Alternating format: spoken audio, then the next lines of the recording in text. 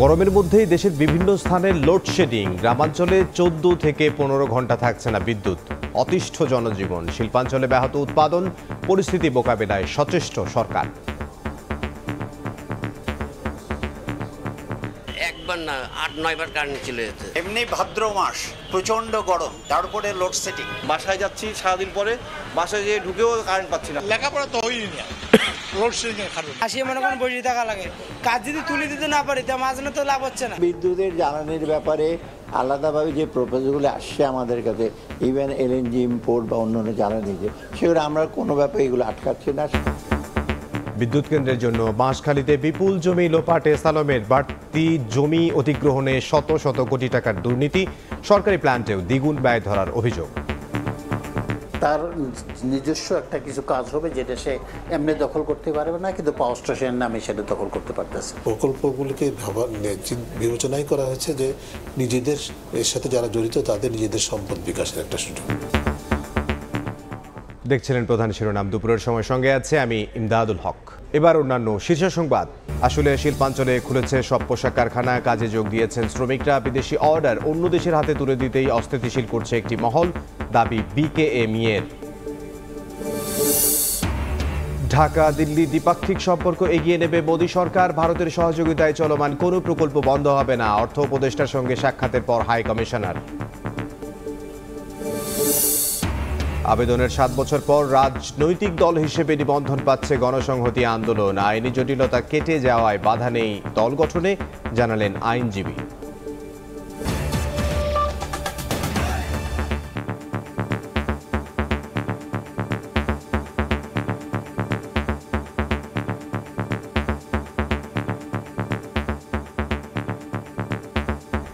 গরমের সঙ্গে পাল্লা দিয়ে চলছে বিদ্যুতের ভেলকিবাজি। মৃদু তাপপ্রবাহে ঘন ঘন লোডশেডিংয়ে হাঁসফাঁস অবস্থা জনজীবনে। শহরে 24 ঘন্টার মধ্যে 10 থেকে 12 ঘন্টা বিদ্যুৎ মিললেও গ্রামাঞ্চলে 14 থেকে 15 ঘন্টায় বিদ্যুৎ পাচ্ছেন না বলে দাবি গ্রাহকদের। বিদ্যুৎ বিভাগ বলছে চাহিদার তুলনায় বরাদ্দ কম পাওয়ায় লোডশেডিং হচ্ছে। অবস্থা থেকে উত্তরণে চেষ্টার ত্রুটি নেই। দেশের বিভিন্ন স্থান থেকে বিস্তারিত জানিয়েছেন আমাদের সহকর্মীরা। একদিকে মৃদু তাপপ্রবাহ, অন্যদিকে ঘন ঘন লোডশেডিং, একেবারে জনজীবনে বিপর্যস্ত অবস্থা নেমে এসেছে। রংপুর বিভাগে কিন্তু গত 1 সপ্তাহ ধরেই কিন্তু এই ঘন ঘন লোডশেডিং চলছে। 24 ঘন্টার মধ্যে 10 থেকে 12 ঘন্টা বিদ্যুৎ থাকছে এবং গ্রামাঞ্চলে কিন্তু 6 থেকে 8 ঘন্টা বিদ্যুৎ সেবা পাচ্ছে গ্রাহকরা। এতে করে যদি বলি একটু জনমনে কিন্তু অনেকটাই ক্ষোভ সৃষ্টি হয়েছে। বিদ্যুৎ না থাকার পরেও কিন্তু বিদ্যুৎ মিটার এবং বিভিন্ন ক্ষেত্রে কিন্তু অতিরিক্ত চার্জ তাদের কাছ থেকে নেওয়া হচ্ছে, এমন অভিযোগও কিন্তু তারা করেছেন। কারেন্ট আসে 1 ঘন্টা থাকে, 2 ঘন্টা নাই, কাস্টমারও ভালোভাবে দেখানো যায় না, কাস্টমার থাকে না। এখানে আমরা তো বাচ্চা নিয়ে ঘেমে যেতেছি, বর্তমান কারেন্ট আছে, দেখা যাবে কিছুক্ষণ পরে আবার চলে যেতেছে। বিপণী বিতান, কলকারখানায় অতিরিক্ত লোডশেডিংয়ের কারণে কাঙ্ক্ষিত কার্যক্রম ব্যাহত হচ্ছে। কারখানা তো অফ হয়ে যাইতেছে, হ্যাঁ, এখন কারখানা অফ হইলে এগুলো কর্মচারীরা কোথায় থাকবে? আসি মনে করেন বসে থাকা লাগে। কাজ যদি তুলে দিতে না পারি তা মাঝখানে তো লাভ হচ্ছে না। রংপুরের নেসকো নির্বাহী প্রকৌশলী বলছেন চাহিদার তুলনায় কম বিদ্যুৎ পাওয়ায় কিন্তু এই সমস্যা সৃষ্টি হচ্ছে এবং দ্রুত এই সমস্যা থেকে উত্তরণের কিন্তু তারা কথা আমাদেরকে জানিয়েছেন। আমি এই মুহূর্তে লোডশেডিংয়ের আরও খবর জানতে চলে যাচ্ছি ময়মনসিংহে, সেখানে রয়েছে সহকর্মী ওবায়দুল হক। ময়মনসিংহের শহর কিংবা গ্রাম সবখানেই কিন্তু বেড়ে গেছে লোডশেডিংয়ের মাত্রা।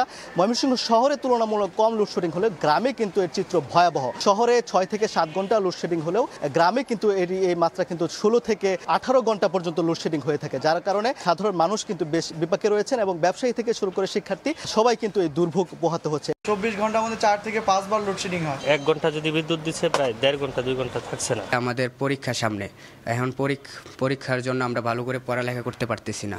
এই বিদ্যুৎ বিভ্রাটের কারণে এবং গরমের কারণে কিন্তু যে রোগবালাই, ডায়রিয়া এবং ঠান্ডাজনিত রোগ সেটি কিন্তু বেড়ে চলছে।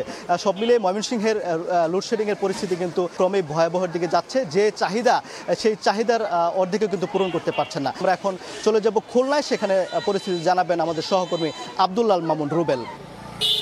গত 15 দিনের আগের তুলনায় খুলনা অঞ্চলে বিদ্যুতের লোডশেডিং বেড়েছে বেশ কিছুটা, বিশেষ করে পল্লী বিদ্যুৎ সমিতির আওতাধীন খুলনার উপজেলাগুলোতে এবং প্রত্যন্ত অঞ্চলে এই লোডশেডিংয়ের পরিমাণ বেশ কিছুটা বেড়েছে। যদিও পল্লী বিদ্যুৎ সমিতি বা বিদ্যুৎ বিভাগের পক্ষ থেকে দাবি করা হচ্ছে লোডশেডিংয়ের পরিমাণ একেবারেই সামান্য, তবে এলাকায় এসে বাস্তব চিত্র একেবারেই ভিন্ন পাওয়া গেছে।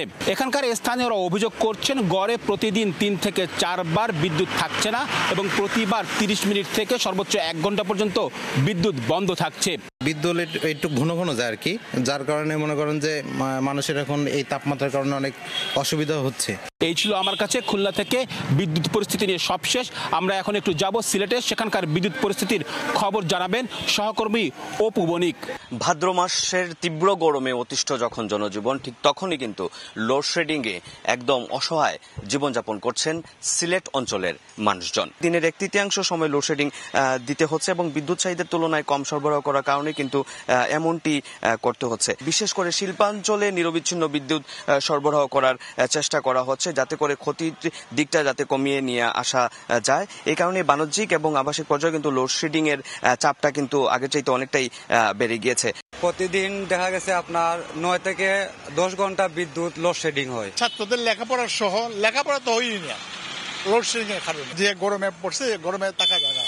সিলেটের বিবিআনার একটি কেন্দ্র সহ কিন্তু চট্টগ্রামের কয়েকটি কেন্দ্রে বিদ্যুৎ উৎপাদন বন্ধ রয়েছে এবং এইসব কেন্দ্রে চালু না হওয়া পর্যন্ত কিন্তু বিদ্যুতের পরিস্থিতি স্বাভাবিক হবে না বলেও জানিয়েছেন বিদ্যুৎ বিভাগের এই কর্মকর্তারা। বিদ্যুতের চাহিদা ছিল আসলে 207 মেগাওয়াট এবং তার বিপরীতে জাতীয় গ্রিড থেকে বিদ্যুৎ সরবরাহ করা হচ্ছে 144 মেগাওয়াট। তবে সহসাই লোডশেডিং কমার আসলে সম্ভাবনা নেই বললেই চলে। আমার কাছে সিলেট থেকে এই ছিল লোডশেডিং এর সর্বশেষ। এখন চলে যাব আমাদের রাজশাহীর সহকর্মী শাইম আলমের কাছে। মূলত রাজশাহীতে গত 2 সপ্তাহ ধরে এই বিদ্যুতের লোডশেডিং বেড়েছে। মহানগরীর পাশাপাশি জেলার বিভিন্ন উপজেলাতেও কিন্তু রাতের অর্ধেক সময়ে বিদ্যুৎ থাকছে না। এর ফলে ভোগান্তিতে পড়েছেন এই জেলার সকল শ্রেণী পেশার মানুষ। মঙ্গলবার রাজশাহীতে বিদ্যুতের লোডশেডিং ছিল মোট 205 মেগাওয়াট। রাজশাহীতে যে পরিমাণ বিদ্যুতের চাহিদা রয়েছে তার সেই তুলনায় তাদের সরবরাহ তারা পাচ্ছেন না। অবস্থা খারাপ ভাই, বিদ্যুতে খুব জ্বালাছে। অশান্তি কি মানে বুঝার যেতে না, মানে 1 বার না 8-9 বার কারেন্ট চলে যেতে। দিনের ভিতরে 6-7 বার যাচ্ছে, এই নিয়ে মানুষের খুব দুর্ভোগ হয়েছে, ঘ্যামে হয়েছে, আপনার অসুখ বেড়ে যাচ্ছে। এমনি ভাদ্র মাস প্রচন্ড গরম, তারপরে লোডশেডিং, গা ঘেমে যাচ্ছে, প্রচন্ড গরম লাগছে। বাসায় যাচ্ছি সারাদিন পরে, বাসায় যেয়ে ঢুকেও কারেন্ট পাচ্ছি না আমরা ঠিক মতো। একে তো চরম গরম, তার উপর ভয়াবহ লোডশেডিং, দুই মিলে নাকাল পরিস্থিতিতে পড়েছেন নগরবাসী। এতে করে অনেকে অসুস্থ হয়ে ভর্তি হচ্ছেন রাজশাহী মেডিকেল কলেজ হাসপাতালে। তো এ ছিল আমার কাছে রাজশাহী থেকে লোডশেডিংয়ের সর্বশেষ খবর।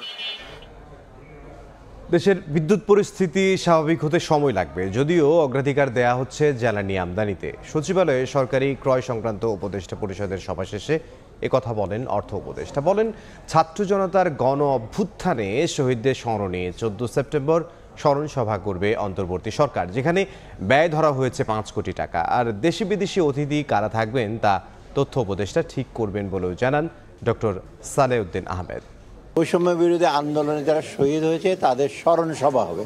মোটা টাইটেলটা হলো স্মরণ সভা। 14 তারিখে ম্যাক্সিমাম 5 কোটি টাকার মতো খরচ হবে। মঙ্গলবার দুপুরে সচিবালয়ে সরকারি ক্রয় সংক্রান্ত উপদেষ্টা পরিষদের সভা শেষে সাংবাদিকদের প্রশ্নের জবাবে অর্থ উপদেষ্টা জানান, শহীদদের স্মরণ সভায় উপস্থিত থাকবেন দেশি বিদেশি অতিথিরাও। 5 কোটি টাকা কারণে অনেক সব দেশ থেকে আসবে, ওদের কিছু দুপুরবেলা থাকবে, পানির ইসে আছে কিছু, এটা একেবারে মিনিমাম আমরা দেখেছি যে ইচ্ছে কমে হবে না। যারা এখানে জড়িত ছিল আন্দোলনে, যাদের ইসে শহীদ হয়েছে, বিশেষ করে শহীদ পরিবারে, ওরা আসবে। এ সময় দেশের চলমান বিদ্যুৎ পরিস্থিতি নিয়ে সাংবাদিকদের প্রশ্নে তিনি বলেন, বিদ্যুৎ বিভ্রাট দূর হতে সময় লাগবে, যদিও অগ্রাধিকার দেওয়া হচ্ছে জ্বালানি ও সারের মতো অতি দরকারি পণ্য আমদানিতে। বিদ্যুতের জ্বালানির ব্যাপারে আলাদাভাবে যে প্রপোজালগুলো আসছে আমাদের কাছে, ইভেন এলএনজি ইম্পোর্ট বা অন্যান্য জ্বালানি, যে সেগুলো আমরা কোনো ব্যাপারে এগুলো আটকাচ্ছি না। সার, কীটনাশক, তারপরে আপনার এই অন্যান্য যে খুব ইম্পর্টেন্ট জিনিসগুলো, যেগুলো আমরা সবসময় এগুলো আমরা অ্যাপ্রুভ করে দিচ্ছি।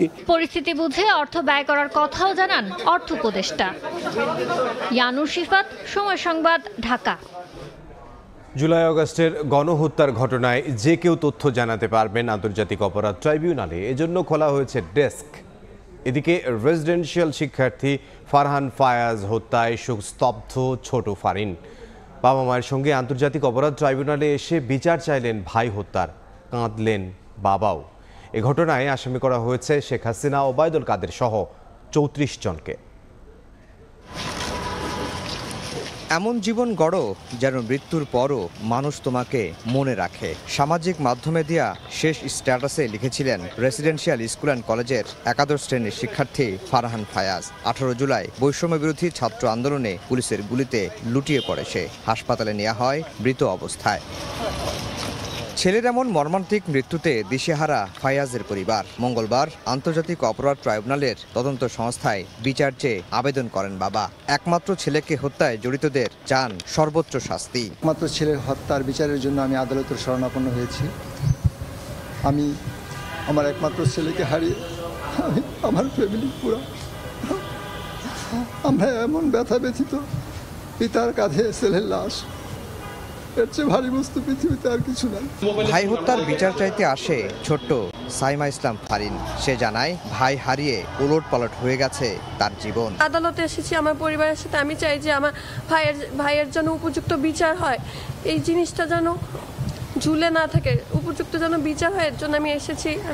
ফায়াজ হত্যার ঘটনা বর্ণনা করতে গিয়ে আবেগ আপ্লুত হয়ে পড়েন চিফ প্রসিকিউটরও। পুরোপুরি শান্তিপূর্ণ ছিল। তিনি জানান ছাত্র জনতার আন্দোলনে আহত নিহতের তথ্য পেতে খোলা হয়েছে ডেস্ক। যারা এইভাবে ভিকটিম ফ্যামিলি আছেন তাদের তথ্যগুলো আমরা গ্রহণ করব। আমরা একটা ডেস্ক ওপেন করছি আজকের থেকে। যে ন্যায় বিচার নিশ্চিতে আন্তর্জাতিক অপরাধ ট্রাইব্যুনাল কাজ করছে বলেও জানান chief prosecutor advocate Tajul Islam. Farhan Fayaz নিজের জীবন দিয়ে তার এই স্ট্যাটাসের সত্যতা প্রমাণ করে গেছে। আফজাল হোসেন, সময় সংবাদ, ঢাকা। রংপুরে বৈষম্য বিরোধী ছাত্র আন্দোলনে নিহত বেগম রোকেয়া বিশ্ববিদ্যালয়ের শিক্ষার্থী আবু সাইদ হত্যা মামলায় বরখাস্ত এএসআই আমির হোসেন ও কনস্টেবল সুজন চন্দ্রকে 4 দিনের রিমান্ড দিয়েছেন আদালত। বাদী পক্ষের আইনজীবী জানান উচ্চ পর্যায়ের নির্দেশে গুলি করার কথা স্বীকার করেছেন অভিযুক্তরা। এদিকে আবু সাইদকে নির্মমভাবে হত্যার বিচার দ্রুত নিষ্পত্তির দাবি সাধারণ মানুষের।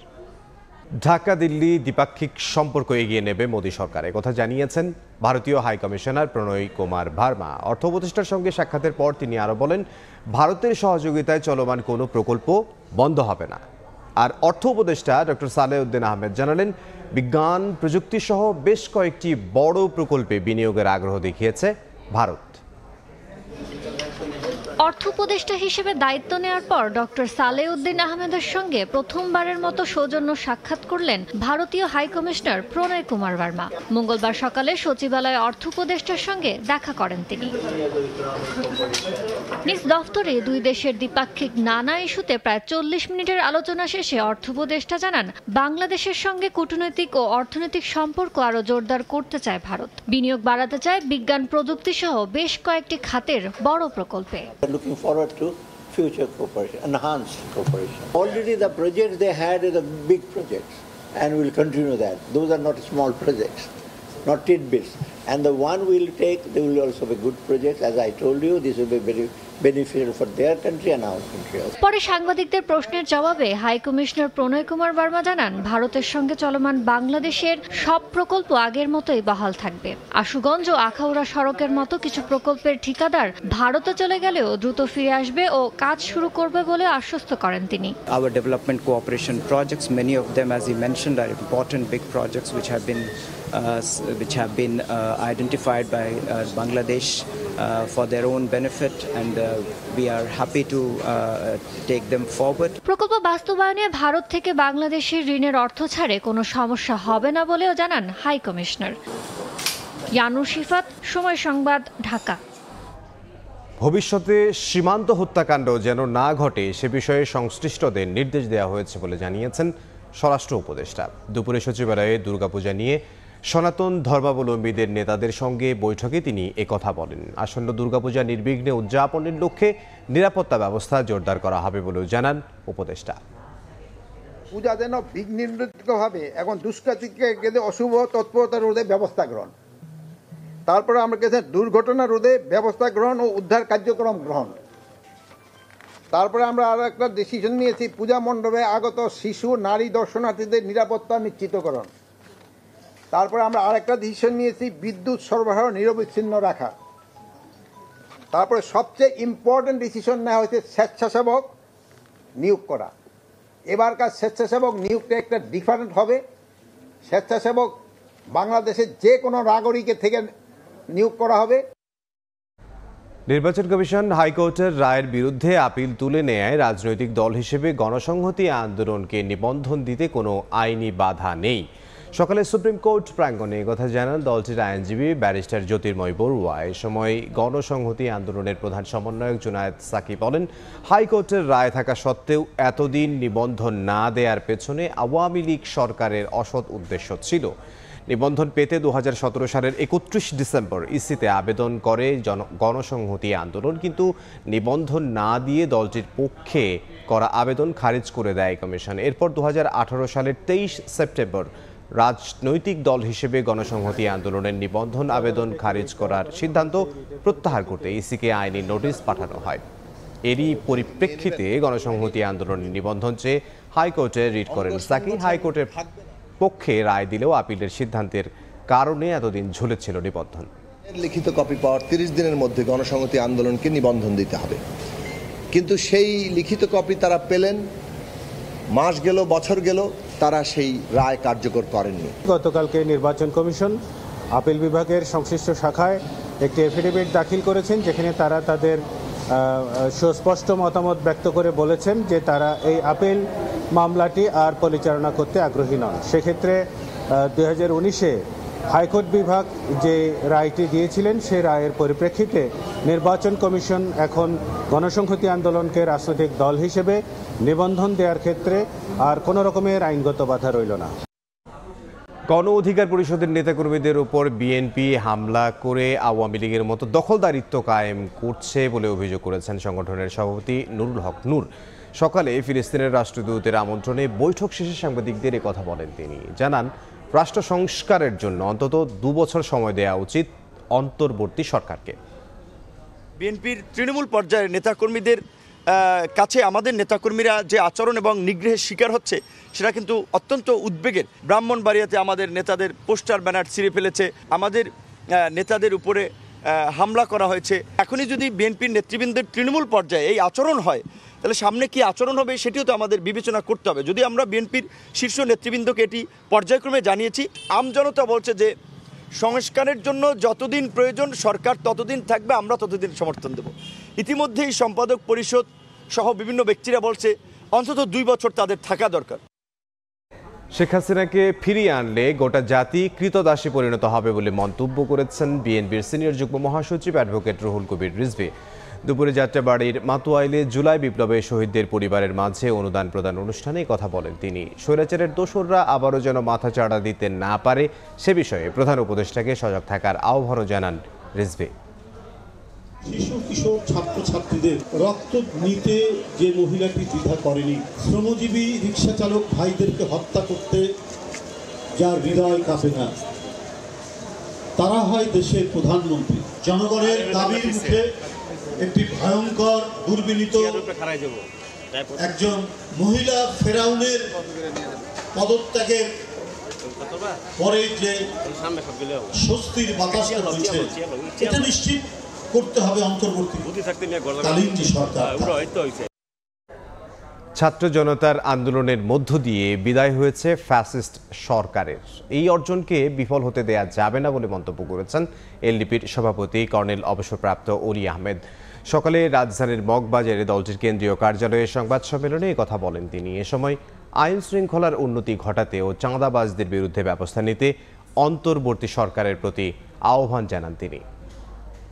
হলো সত্য যে সংস্কার বাস্তবায়নের গতি খুবই হতাশাব্যঞ্জক। এদেশে এক নায়কত্ব স্বৈর শাসন কায়েমকারী, গণহত্যাকারী, দুর্নীতিবাজ, টাকা পাচারকারী, টাকা লুণ্ঠনকারী, চাঁদাবাজ এবং জঙ্গিবাজের কোনো স্থান নাই। যত দ্রুত সম্ভব আইন শৃঙ্খলার উন্নতি সাধন করতে হবে, পুলিশ প্রশাসনকে দ্রুত কার্যকর করতে হবে। আবারও বিদ্যুৎ পরিস্থিতির খবর জানাবো। যান্ত্রিক ত্রুটিতে বন্ধ হয়ে গেল দিনাজপুরের বড়পুকুরিয়া কয়লা ভিত্তিক তাপ বিদ্যুৎ কেন্দ্রের উৎপাদন। জাতীয় গ্রিডে বিদ্যুৎ সরবরাহ ব্যাঘাত ঘটায় বেড়েছে লোডশেডিংয়ের মাত্রা।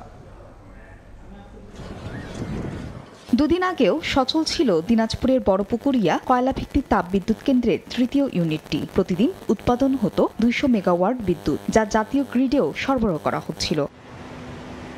কিন্তু 8 সেপ্টেম্বর থেকে যান্ত্রিক ত্রুটি দেখা দেয় ইউনিটটিতে। পরদিন সন্ধ্যায় পুরোপুরি বন্ধ হয়ে যায় 525 মেগাওয়াট বিদ্যুৎ কেন্দ্রের সব কার্যক্রম, যার প্রভাব পড়েছে জনজীবনেও। বেড়েছে লোডশেডিং, পাশাপাশি ব্যাহত হচ্ছে কারখানার উৎপাদন, জমিতে সেচ দেওয়ার মতো কাজও। তাপবিদ্যুৎ কেন্দ্রের কিছু কয়েকদিন থেকে বন্ধ হওয়ার কারণে আমাদের এইদিকে লোডশেডিংটা একটু বেশি। অনেক ভোগান্তির মধ্যে পড়তেছি, আমাদের পড়াশোনার ডিস্টার্ব হচ্ছে, কারেন্ট পাচ্ছি না টাইম টু টাইম, আমার জমি ধান নষ্ট হয়ে যাচ্ছে। জাতীয় গ্রিড থেকে যে বরাদ্দটা পাই সেই বরাদ্দ অনুযায়ী কম পাওয়ার কারণে আমাদের প্রত্যেকটা দপ্তরে লোডশেড হচ্ছে। বর্তমানে বড়পুকুরিয়া কয়লাভিত্তিক কোল ইয়ার্ডে কয়লা মজুত রয়েছে 2,30,000 মেট্রিক টন। জেলায় বিদ্যুতের চাহিদা রয়েছে 75 মেগাওয়াট, যা থেকে 13 মেগাওয়াট কম পাচ্ছেন গ্রাহকরা।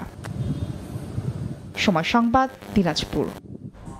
কয়লাভিত্তিক বিদ্যুৎ কেন্দ্র যেন জমি লোপাটের হাতিয়ার। প্রয়োজনের তুলনায় অতিরিক্ত জমি অধিগ্রহণের অভিযোগ রয়েছে বিদ্যুৎ কেন্দ্রের কাজ পাওয়া প্রতিষ্ঠানগুলোর বিরুদ্ধে। জমির মালিকদের ঠকানো, কমিশন বাণিজ্য সহ নানা উপায়ে অনিয়ম দুর্নীতি হয় শত শত কোটি টাকার। আর এসব কারণে বেড়েছে প্রকল্প ব্যয়, যার ভার চেপেছে সাধারণ মানুষের কাঁধে। ফারুক ভূঁইয়া রবিনের রিপোর্টে বিস্তারিত। বেসরকারি উদ্যোগে নির্মিত দেশের বিদ্যুৎ কেন্দ্রগুলোর মধ্যে অন্যতম বিতর্ক জায়গা নিয়ে প্রকল্প চট্টগ্রামের বাঁশখালীতে এস আলম গ্রুপের কয়লাভিত্তিক বিদ্যুৎ কেন্দ্র। জমি অধিগ্রহণ নিয়ে স্থানীয়দের সঙ্গে বিরোধ গড়ায় সংঘর্ষে, ঘটে প্রাণহানিও। পরবর্তীতে জমির মালিকদের পাওনা পরিশোধে অনিয়মও হয়েছে খবরের শিরোনাম। 1320 মেগাওয়াট ক্ষমতার কয়লাভিত্তিক বিদ্যুৎ কেন্দ্রকে ঢাল করে প্রয়োজনের অতিরিক্ত জমি হাতিয়ে নেওয়ার অভিযোগ রয়েছে এস আলমের বিরুদ্ধে। প্রকল্পটির নাম করে বাঁশখালীর গড্ডামারায় 660 একর জমির দখলে নেয় প্রতিষ্ঠানটি। ভরাট করা হয় উপকূল ও সমুদ্র তটের জায়গা। কয়লাভিত্তিক বিদ্যুৎ কেন্দ্রটি ছাড়াও সেখানে আরও কিছু প্রকল্পের পরিকল্পনা ছিল এস আলমের। পার্শ্ববর্তী দেশগুলোর কয়লাভিত্তিক বিদ্যুৎ কেন্দ্রের সঙ্গে তুলনা করে দুর্নীতি বিরোধী সংস্থা ট্রান্সপারেন্সি ইন্টারন্যাশনাল বাংলাদেশ টিআইবির গবেষণা প্রতিবেদনে বলা হয়, বিদ্যুৎ কেন্দ্রের নামে এস আলমের দখলে গেছে প্রয়োজনের তুলনায় 357 একর বেশি ভূমি। একই সঙ্গে জমি কেনা এবং অধিগ্রহণ প্রক্রিয়ায় দুর্নীতি হয়েছে 255 কোটি টাকার। একই রকম অভিযোগ রয়েছে আরেক বিতর্কিত প্রকল্প বরিশাল 360 মেগাওয়াট কয়লাভিত্তিক কেন্দ্রের বেলায়ও। বিদ্যুৎ কেন্দ্রটির নামে বরিশাল ইলেকট্রিক পাওয়ার কোম্পানির বিরুদ্ধে 230 একর অতিরিক্ত জমি অধিগ্রহণের তথ্য উঠে আসে টিআইবির গবেষণায়। আর জমি ক্রয়ের ক্ষেত্রে অনিয়ম হয় 15 কোটি টাকার। দখলের একটা কালচার আমরা দেখছি, একটা বানাইতে আরও 10 গুণ জায়গা সে দখল করে নেন। তার নিজস্ব একটা কিছু কাজ হবে যেটা সে এমনি দখল করতে পারবে না, কিন্তু পাওয়ার স্টেশনের নামে সেটা দখল করতে পারতেছে। এই দখলটা তার বৈধ হয়ে যাচ্ছে এবং তারপরে সে অন্য কিছু বাড়াবে। যতটুকু ভূমির দরকার তার তুলনায় বহুগুণে বেশি বলপূর্বক জনগণের কাছ থেকে কেড়ে নেওয়া হয়েছে এবং প্রশাসন, আইন প্রক্রিয়া সংস্থা, রাষ্ট্রীয় এবং সরকারি যে প্রাতিষ্ঠানিক সক্ষমতা এগুলোকে একেবারে করায়ত্ত করে কিন্তু সব অনিয়মগুলো, দুর্নীতিগুলো সংঘটিত হয়েছে। বেসরকারি কেন্দ্রগুলোর মতো প্রশ্ন রয়েছে সরকারি উদ্যোগে নির্মিত প্ল্যান্ট নিয়েও। অন্যান্য কয়লাভিত্তিক বিদ্যুৎ কেন্দ্রগুলোর তুলনায় মাতারবাড়ির ব্যয় ধরা হয় দ্বিগুণ। যদিও কর্তৃপক্ষের দাবি 51,000 কোটি টাকার প্রকল্পের 20,000 কোটি টাকাই ব্যয় হয় গভীর সমুদ্র বন্দরের পেছনে, কিন্তু তারপরও এখানে রয়েছে নানা অসঙ্গতি ও অনিয়মের অভিযোগ। লবণ চাষিদের ঠকিয়ে 1608 একর জমি অধিগ্রহণ করা হয়েছিল একাধিক বিদ্যুৎ কেন্দ্র সহ আরও কিছু প্রকল্পের পরিকল্পনা নিয়ে, কিন্তু সেসব আর আলোর মুখ দেখেনি। বরং যাবতীয় ব্যয়ের ভার চাপানো হয় মাতারবাড়ি কয়লাভিত্তিক বিদ্যুৎ কেন্দ্রের ওপর। এমন সব বাড়তি ব্যয়ের বোঝা স্বাভাবিকভাবেই পড়ছে সাধারণ মানুষের কাঁধে, কারণ প্রকল্পের অর্থায়ন আর বিদ্যুতের মূল্য যে বইতে হবে গ্রাহকদেরই। গভর্নমেন্টেরকে ব্যবহার করে জায়গাটা দখল করে রেখে দিল, পাওয়ার স্টেশনটা বানাই দিল অর্ধেক জায়গায়। সে অর্ধেক জায়গায় কিন্তু পুরো জায়গার উপর আমাদের ট্যারিফটা নির্ধারণ করে দিল, আর ওদেরকে তো ঠকাইলো, যাদের জায়গা তাদেরকেও ঠকাইলো। এমন একটা সংস্কৃতি তৈরি করা হয়েছে যে প্রকল্পগুলিকে বিবেচনাই করা হয়েছে যে নিজেদের এর সাথে যারা জড়িত তাদের নিজেদের সম্পদ বিকাশের একটা সুযোগ, যার ফলে জনস্বার্থের স্বার্থ এখানে পুরোপুরি উপেক্ষিত থেকেছে। পরিবেশগত ঝুঁকি থাকার পরও বিদ্যুতের কয়লাভিত্তিক পরিকল্পনার পেছনে লক্ষ্য ছিল সাশ্রয়ী উৎপাদন, কিন্তু বাস্তবতা হচ্ছে পিডিবির তথ্য পর্যালোচনায় দেখা যায় 2022-23 অর্থ বছরে কয়লাভিত্তিক বিদ্যুৎ কেন্দ্র কেন্দ্রগুলোর ইউনিট প্রতি উৎপাদন খরচ গুনতে হয়েছে 14 থেকে 19 টাকা পর্যন্ত। ফারুক ভূঁইয়া, রবিন, সময় সংবাদ, ঢাকা। অন্তর্বর্তী সরকারকে বিব্রত করার পাশাপাশি বাংলাদেশের পোশাক শিল্পকে অন্য দেশের হাতে তুলে দিতেই পরিকল্পিতভাবে অস্থিতিশীল করা হচ্ছে দেশের প্রধান রপ্তানি খাতকে। এমনটাই দাবি নিট পোশাক রপ্তানিকারকদের শীর্ষ সংগঠন বিকেএমই-এর। এ অবস্থায় নিজেদের স্বার্থে ষড়যন্ত্র নস্যাৎ করে দিতে নাশকতা থেকে সরে শ্রমিকদের কাজে মনোযোগ দেওয়ার পরামর্শ দিচ্ছেন অর্থনীতিবিদরা। অন্তর্বর্তী সরকার ক্ষমতায় এসে যখন ব্যস্ত দেশের অর্থনীতি সংস্কারে, তখন হঠাৎ করে গত মাসের শেষের দিকে এসে অস্থির হয়ে ওঠে সাভার, আশুলিয়া, গাজীপুর, নারায়ণগঞ্জে অবস্থিত তৈরি পোশাক শিল্প কারখানা। শ্রমিকদের দাবি মানতে তাদের প্রতিনিধির সঙ্গে প্রশাসন, গোয়েন্দা সংস্থা আর শিল্প মালিকদের দফায় দফায় বৈঠকেও মিলছে না সুরাহা। রাতে কারখানায় কাজ করার প্রতিশ্রুতি মিললেও দিনের শুরুতেই নানা শঙ্কে উৎপাদন বন্ধ রাখতে বাধ্য হন অনেক উদ্যোক্তা।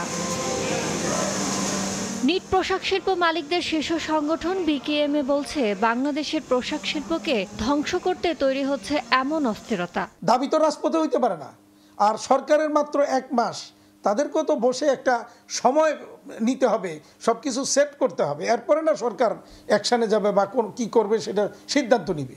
সেই সময়টা তো সরকারকে দেওয়া হচ্ছে না। রাজপথ নয়, আলোচনার টেবিলে শ্রমিকদের যৌক্তিক দাবি মেনে নেওয়ার আশ্বাস তাদের। শ্রমিকের ন্যায্য দাবি আমরা কখনোই আনএড্রেসড রাখি না, আমরা সেটাকে সমাধান করি। অর্থনীতিবিদরা বলছেন, ষড়যন্ত্র বাস্তবায়ন হলে বিপাকে পড়বেন শ্রমিকরাই, তাই অশুভ শক্তির বিরুদ্ধে রুখে দাঁড়াতে হবে তাদেরই। তারা যদি এই নিজেদের শিল্পের যে কর্মসংস্থানের বিনিয়োগের ভবিষ্যৎটা না বুঝেন বা তাদের যে প্রয়োজন এখানে সেটা তারা না বুঝেন, তাহলে কিন্তু তখন পুরো শিল্প যদি একটা ঝুঁকির মধ্যে পড়ে যায়, তখন তাদের কর্মসংস্থান থাকবে না। উস্কানিতে পানা দিয়ে তাদের নিজেদের ভালোটা নিজেদের বোঝা উচিত। শ্রমিকদের দাবির মুখে আলোচনার মাধ্যমে বাড়ানো হয়েছে তাদের টিফিন বিল ও হাজিরা বোনাস।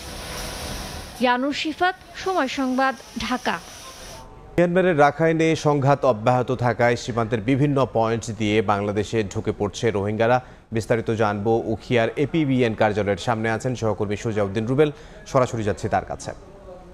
রুবেল, সীমান্তে নতুন করে যে রোহিঙ্গা অনুপ্রবেশ, সেটির বেশিরভাগই হচ্ছে নাফ নদী এবং বঙ্গোপসাগর হয়ে, যেটি আসলে আমরা রোহিঙ্গা ক্যাম্পগুলোতে গিয়ে আসলে যারা নতুন রোহিঙ্গা এসেছে তাদের সঙ্গে কথা বলেছিলাম। তারা যে বিষয়টি বলছে, মিয়ানমারের যে মংডু যে শহরটি রয়েছে, সেখানে শহরে তীব্র যুদ্ধ চলছে, যেখানে জান্তা বাহিনীর সঙ্গে আরকান আর্মির লড়াইটি চলছে। এই লড়াইয়ের ক্ষেত্রে রোহিঙ্গারা যেটি বলছে, তারা এক গ্রাম থেকে অন্য গ্রামে পালিয়ে পালিয়ে কোনো রকম তারা রাখাইনে থেকে যাওয়ার চেষ্টা করেছিলেন, কিন্তু কোনোভাবে তারা, যেহেতু প্রতিদিনই যুদ্ধ হচ্ছে এবং নতুন নতুন এলাকাতে যুদ্ধ ছড়িয়ে পড়ছে, তার কারণে কিন্তু অনেকটা তারা পালিয়ে বাধ্য হয়ে বাংলাদেশে অনুপ্রবেশ করার চেষ্টা করছেন বলে জানিয়েছেন। তবে রোহিঙ্গারা যেটি বলছে, যেহেতু তারা বাংলাদেশের অভ্যন্তরে আসার চেষ্টা করছে, সেই ক্ষেত্রে দুপক্ষের মিয়ানমারের অভ্যন্তরে একটি দালাল চক্র রয়েছে, পাশাপাশি বাংলাদেশের যে বিভিন্ন সীমান্ত পয়েন্ট রয়েছে সেখানে দালাল রয়েছে। সেই দালাল চক্রকে মিয়ানমারের অংশে তারা জনপ্রতি 10,000 টাকা এবং বাংলাদেশের অভ্যন্তরে যে নৌকা নিয়ে চলে আসছে সেখানেও প্রায় 20,000 টাকা করে তাদেরকে দিতে হচ্ছে, এবং এই টাকার বিনিময়ে তারা অনুপ্রবেশ করছে বলে বিভিন্ন সীমান্ত যেখানে খুব দুর্গম এলাকা, সেই দুর্গম এলাকা দিয়ে তারা অনুপ্রবেশ করছেন বলে জানিয়েছেন। তবে বেশিরভাগই ছোট ছোট ডিঙি নৌকা করে তারা আসছেন। এদিকে আমরা বিজিবির সঙ্গেও কথা বলেছিলাম, তারা সর্বোচ্চ চেষ্টা করে যাচ্ছেন, যেহেতু সাগর, নৌপথ এবং স্থলপথ রয়েছে, বিভিন্ন দুর্গম পথ রয়েছে, সেই দুর্গম পথে অনেকেই দালাল চক্র তারা নানা উপায়ে সীমান্তে নানা উপায়ে তারা রোহিঙ্গাদের অনুপ্রবেশ করাচ্ছে, যার কারণে অনেকটাই তারা চেষ্টা করছেন প্রতিহত করার জন্য। তবে এখন পর্যন্ত শরণার্থী ত্রাণ ও প্রত্যাবাসন কমিশনার যেটি জানিয়েছেন, এখন পর্যন্ত 8 থেকে 10,000 রোহিঙ্গা বাংলাদেশে অনুপ্রবেশ করেছে এবং তাদেরকে বিভিন্ন ক্যাম্পে তারা অবস্থান করছে। এখন পর্যন্ত আসলে যারা রোহিঙ্গারা অনুপ্রবেশ করেছে তাদের যে তালিকা বা তাদের কি ব্যাপারে কি সিদ্ধান্ত নেওয়া হবে সেটি এখনো সিদ্ধান্ত হয়নি। আর অন্যদিকে যে আইনশৃঙ্খলা বাহিনী রয়েছে ক্যাম্পের নিরাপত্তায়, তারাও অস্ত্র উদ্ধারে বিভিন্ন ধরনের অভিযান চালাচ্ছে বলে, যৌথ বাহিনী অভিযান চালাচ্ছে বলে জানিয়েছে। তো এই ছিল আমার কাছে কক্সবাজারের উখিয়া থেকে সবশেষ। উখিয়া থেকে সহকর্মী সুজাউদ্দিন রুবেল। খেলার খবর, পাকিস্তানকে হোয়াইট ওয়াশ করলেও ভারত সিরিজে উন্নতির জায়গা দেখছেন লিটন দাস। পরীক্ষাটা কঠিন হলেও চ্যালেঞ্জ নিতে চায় টিম বাংলাদেশ। মিরপুরে আজ সংবাদ সম্মেলনে এমন মন্তব্য করেন এই টাইগার ক্রিকেটার। লম্বা সময় ধরে ক্রিকেট খেলায় অভিজ্ঞতাও বেড়েছে, তাই এখন দায়িত্ব নিতে চান। রান না পেলেও নিজের খেলার ধরন বদলাতে চান না বলে জানান লিটন দাস। আমরা পাকিস্তানে খুব ভালো ক্রিকেট খেলেছি, এটা আমার কাছে মনে হয় এটা পাস্ট হয়ে গেছে, বাট এখান থেকে আমরা কিছুটা কনফিডেন্স পেয়েছি। বাট হোমে যখন ইন্ডিয়ার সাথে খেলবো, India always better side. So আমি বলবো না যে খুব চ্যালেঞ্জিং হবে না, আবার খুব সহজ হবে। জিনিসটা তাদের কন্ডিশনে তারা খুব ভালো দল এবং তাদের টেস্ট ক্রিকেটের যদি র্যাঙ্কটাও দেখেন খুব উপরে, কোনো কিছু নিয়ে চিন্তাই করিনি। আমি আমাকে নিয়ে চিন্তা করেছি যে আমি কীভাবে পরিশ্রম করবো, কীভাবে বেটার করা যায়। টেস্ট ক্রিকেট আমরা মোটামুটি ভালো খেলতেছি, এখন ধারাবাহিক বজায় রাখতে হবে। আমার মনে হয় চাপ না, আমি যেভাবে প্র্যাকটিস করি আমি চেষ্টা করতেছি ওইভাবে খেলার। এ পর্যায়ে শীর্ষ সংবাদগুলো জানিয়ে দিচ্ছে আরও একবার। গরমের মধ্যেই বিভিন্ন স্থানে লোডশেডিং, গ্রামাঞ্চলে 14 থেকে 15 ঘন্টা থাকছে না বিদ্যুৎ, অতিষ্ঠ জনজীবন, শিল্পাঞ্চলে ব্যাহত উৎপাদন, পরিস্থিতি মোকাবিলায় সচেষ্ট সরকার। এবং আশুলিয়া শিল্পাঞ্চলে খুলেছে সব পোশাক কারখানা, কাজে যোগ দিয়েছেন শ্রমিকরা। বিদেশি অর্ডার অন্য দেশের হাতে তুলে দিতেই অস্থিতিশীল করছে একটি মহল, দাবি বিকেএমই এর।